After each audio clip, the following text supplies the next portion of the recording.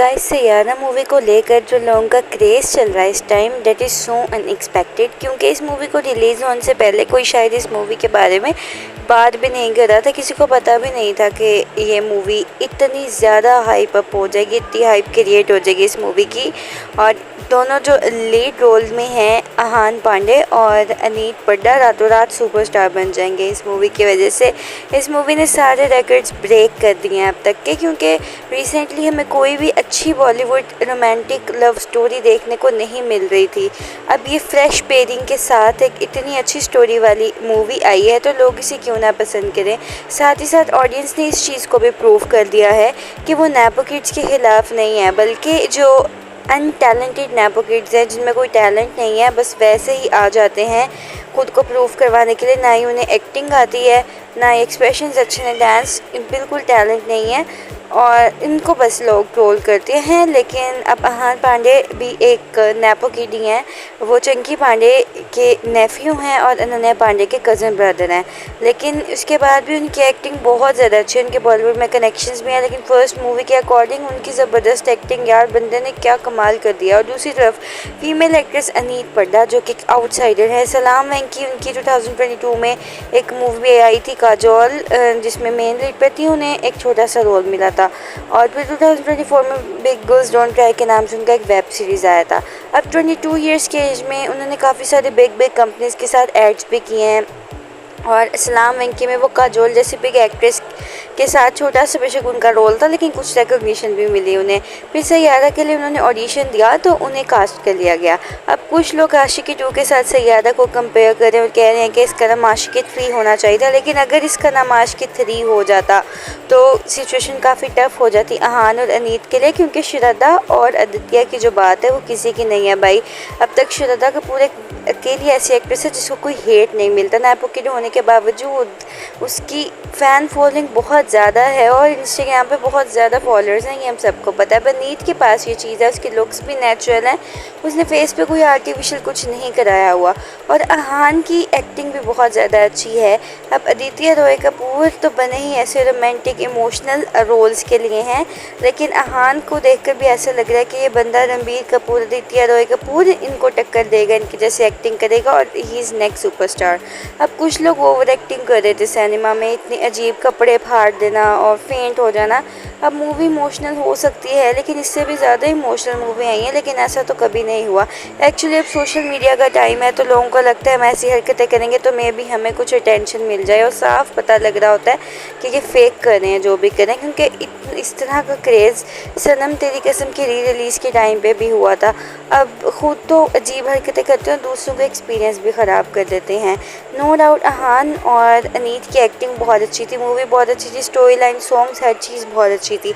लेकिन ये जो क्रिंज हरकतें थी लोगों की, इसकी वजह से ये मूवी निब्बा निब्बी वाली कैटेगरी में जा सकती है और लोग ये कहना स्टार्ट कर सकते हैं कि ये निब्बा निब्बी टाइप मूवी है, तभी इसको इस तरह की ऑडियंस देखनी है। एक और चीज़ जो पीआर वर्क हो सकती है वो ये है कि बिग एक्टर एक्ट्रेसेस जो है वो इस मूवी को प्रेज़ कर रहे हैं। अब सनम तेरी कसम की री रिलीज़ के टाइम पे ऑडियंस का क्रेज़ तो हमें देखने को मिला था, लेकिन किसी दूसरे बॉलीवुड सेलिब्रिटी ने उसके बारे में ज़्यादा बात नहीं की, क्योंकि मे बी ये दोनों आउटसाइडर्स थे जो इसके लीड रोल्स में थे।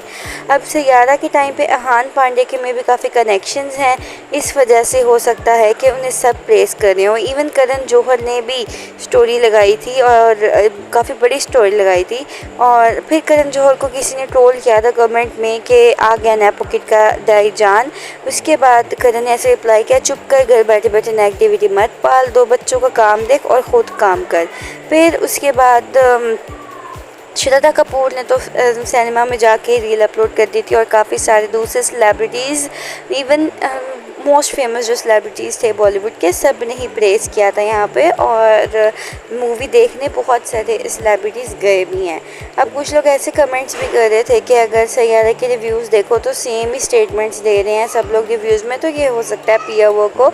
अब आज के टाइम की एक रिक्वायरमेंट है, पीआर नहीं होगा तो आपका कुछ भी इमेज या मूवी, कुछ सॉन्ग, कुछ भी नहीं चलेगा। अब पीआर का एक ये भी आ रहा है, पीआर का एक स्टंट के इस मूवी को कहो ना प्यार है, डीडीएलजे और ये जवानी है दीवानी के साथ कंपेयर किया जा रहा है।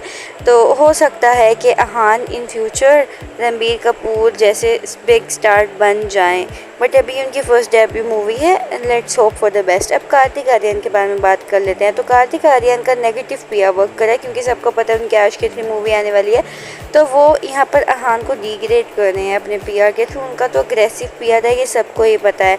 तो आप देख सकते हैं कैसे कैसे मीम्स बनाए जा रहे हैं, और सैयारा को डिग्रेड करने की क्या ज़रूरत है। अगर दम होगा आशिकी 3 में तो वो खुद ही चल जाएगी। आशिकी 3 नाम ही काफ़ी है, लेकिन कार्तिक के लिए कंपटीशन टफ है, क्योंकि आदित्य जैसी एक्टिंग कोई नहीं कर सकता। नो डाउट कार्तिक एक अच्छे एक्टर हैं, लेकिन कार्तिक के लिए यहाँ पे कंपटीशन ज़्यादा हो गया, श्रीलीला के लिए भी, क्योंकि श्रद्धा कपूर और आदित्य रॉय कपूर की अपनी पर्सनैलिटी है, अपना हो रहा है। अब लोग कुछ वैसा ही देखना चाहेंगे, तो कार्तिक ने खुद अपने लिए ये कंपटीशन टफ किया है ऐसी मूवी को सेलेक्ट करके। अब एक डेब्यूटेंट से क्या डरना। अब सैयारा में अहान पांडे का डेब्यू ही था ना, तो कार्तिक आर्यन का तो पहले से ही बॉलीवुड में नाम है, तो वो क्यों डर रहे हैं जो इस वजह से नेगेटिव पीआर करना स्टार्ट कर दिया है। तो देखते हैं अब यहाँ पे आशिकी 3 कैसा परफॉर्म करती है। अब अच्छा हुआ कि सैयारा का नाम आशिकी 3 नहीं रखा गया, नहीं तो इन दोनों की जो अपनी एक इमेज है सैयारा से, वानी और क्रिश की, वो भी डिस्ट्रॉय हो जाती। अच्छा, तो अब ये भी कहा जा रहा है कि ये जो मूवी सैयारा है ये कोरियन मूवी का रीमेक है। तो मोहित सूरी की काफ़ी सारी ऐसी मूवीज़ हैं जो कोरियन मूवीज़ की रीमेक हैं, जैसे एक विलन हो गया, अवारापन, और इस तरह की बहुत सारी मूवीज़। उनकी मूवीज़ नो डाउट बहुत अच्छी होती है, बट उन्होंने कभी भी ये चीज़ एक्सेप्ट नहीं की है कि उनकी मूवी कोरियन मूवी की रीमेक है, और ना ही उन्होंने कभी कॉपीराइट बाय किया। लेकिन अब सोशल मीडिया के टाइम पर लोगों को ये चीज़ पता चल रही है। जब पहले टाइम में ये मूवीज़ आती थी तब किसी को पता भी नहीं चलता था, अब सोशल मीडिया के टाइम पे तो हर चीज़ सबको पता लग जाती है। अब कुछ लोग ये कह रहे हैं कि people are crying over Saiyaara, अगर तेरे नाम जैसी मूवी आ जाती तो लोग तो मर ही जाते ट्रोमा से। यहाँ पे कुछ लोग कह रहे हैं कि अवारापन जैसी मूवी आती तो जेन जी तो पागल ही हो जाते। तो नो डाउट वो मूवीज़ बहुत अच्छी थी, लेकिन आज के टाइम में जब अच्छी मूवीज़ की इतनी कमी हो रही है, तो अगर हमें एक फ्रेश पेयरिंग के साथ, अच्छी स्टोरी लाइन, अच्छे सॉन्ग्स के साथ एक अच्छी मूवी देखने को मिल रही है जिसमें एक्टिंग भी बहुत अच्छी है, फेसेस भी न्यू हैं, तो इसमें क्या ही बुराई है। हमें उसे अप्रिशिएट करना चाहिए ताकि डायरेक्टर्स फर्दर उस तरह की मूवीज़ बनाएं और हमें फिर इस तरह की फ्रेश पेयरिंग और अच्छी स्टोरी लाइन्स देखने को मिलें। So that's for today's video, bye bye.